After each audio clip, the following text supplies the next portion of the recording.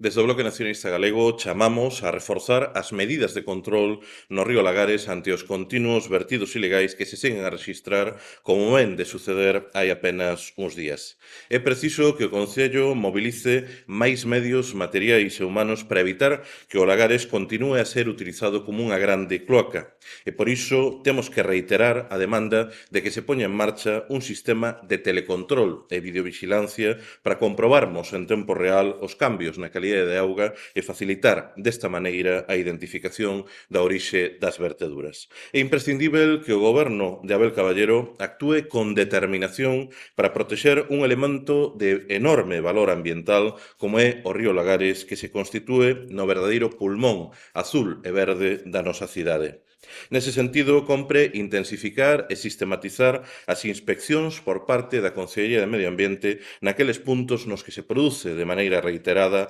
vertidos potencialmente contaminantes. Lugares que son de sobra coñecidos por parte do propio Concello e que están ligados, en moitos casos, a industrias instaladas nas proximidades do propio río. E hai que poñer fin dunha vez por todas ao vertido de millóns de litros de auga sen depurar que se repiten cada ano a consecuencia dos chamados alivios técnicos desde a estación depuradora do Lagares e outros puntos da nosa cidade. Aliás, dende o BNG temos que lembrar que o Lagares é hoxe o río galego que verte máis materiais plásticos ao mar, como ficou acreditado nun estudo da Organización de Ocean Cleanup. Un informe que revelou que 9 de cada 10 toneladas de plástico que cada ano acaban contaminando a ría de Vigo teñen orixe no río Lagares, cun fluxo case 3 veces maior do que arrastra un río de moito maior caudal, como é o caso do río Miño. O Goberno municipal ten que exercer as súas competencias dedicando máis medios para a protección e conservación